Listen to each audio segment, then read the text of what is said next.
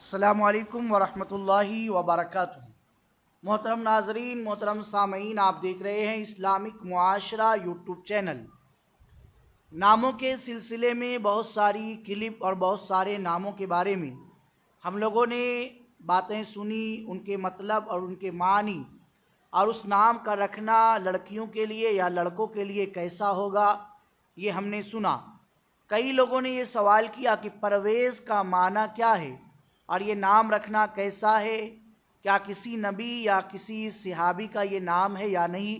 آئیے جواب سنتے ہیں۔ لیکن اب تک اگر آپ نے ہمارے چینل کو سبسکرائب نہیں کیا تو پلیز آپ اسے سبسکرائب کریں، بیل آئیکن پر کلک بھی کریں، کامنٹ بھی کریں اور اسے شیئر بھی کریں۔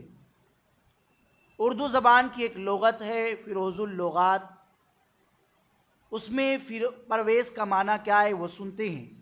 پرویز فارسی زبان کا ایک لفظ ہے اور اس کے بہت سارے مطلب معنی ہیں۔ فاتح، خوش نصیب، خوش، قیمتی، نہایت اعلیٰ، مہذب، سخاوت، شان و شوکت۔ تو یہ اس کے اردو میں مطلب ہے، لیکن پرویز یہ فارسی زبان کا ہے۔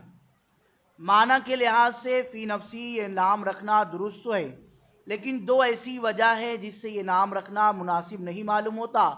پہلی وجہ یہ ہے کہ رسول اللہ صلی اللہ علیہ وسلم کے دشمن شاہ ایران کے بادشاہ کا یہ لقب ہے پرویز، جس نے رسول اللہ صلی اللہ علیہ وسلم کے خط مبارک کو، آپ کے نامہ کو چاک کر دیا تھا، پھاڑ دیا تھا، ریزہ ریزہ کر دیا تھا۔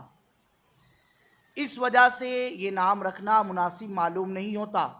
دوسری وجہ یہ ہے کہ کسی بھی صحابی کا نام یہ نہیں ملتا، اور اس کے بجائے کسی نبی اور رسول کا بھی یہ نام نہیں ہے۔